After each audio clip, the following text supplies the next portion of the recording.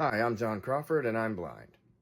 Today we're going to talk about, as promised, the laws in the state of Tennessee surrounding the use of white canes, with a special emphasis on the language in the Tennessee Code annotated, which talks about the use of guide dogs. I'm going to go ahead and cover guide dogs first because that was interesting to me.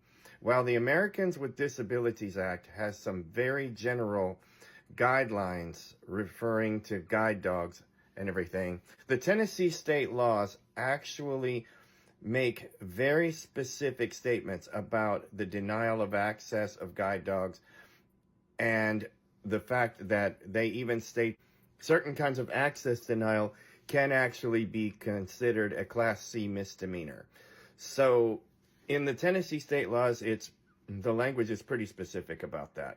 But what I want to talk about this evening is Tennessee's white cane laws. Now, the Americans with Disabilities Act does not really talk about laws surrounding white canes. As a matter of fact, the guidance I got when doing my research was to have people check the laws in their state referring to the use of white canes, because the white cane has its own set of rules. In Tennessee, the use of a white cane is prohibited unless you are blind, visually impaired, or otherwise incapacitated. And the penalty for using a white cane in the state of Tennessee is actually, again, a Class C misdemeanor. You can get in trouble if you're not blind or visually impaired and you're going around with a white cane. Here's why.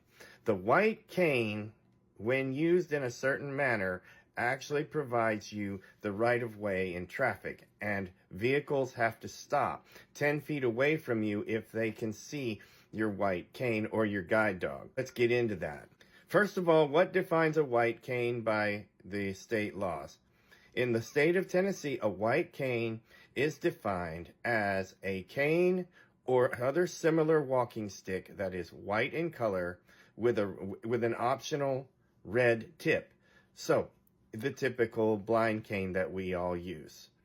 So, when you are using your white cane, and I would like to see if there's anybody doing a demonstration of this, by the way, somewhere on TikTok or YouTube. I watched some O&M guys teaching about white cane technique to kind of brush up. And I never see them talking about this, but I've heard about it before.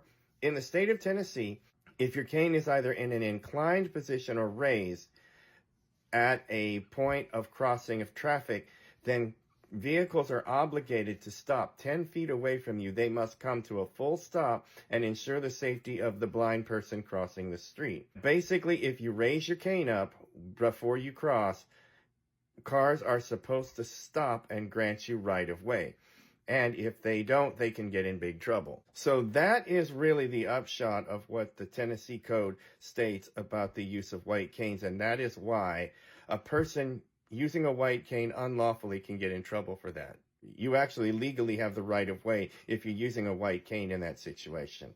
By the way, guys, do me a favor and post these videos to your social media and stuff. These last two in particular, the one about guide dogs I did before, and this one about white canes. This stuff is really, really important. And one of the biggest problems we have is people paying attention to the laws and regulations surrounding the use of guide animals and the use of white canes and other mobility devices. People have got to know that stuff is out there and what the implications are for those things and what they mean. Also, I want to suggest that you check your own state laws regarding the use of canes and dogs. And if you have any significant things that really stick out at you, come drop that in the comment section also and tell us a little bit about what your state, province, or location tells you about the use of canes and dogs. You guys have a wonderful night. We'll talk to you tomorrow. Bye.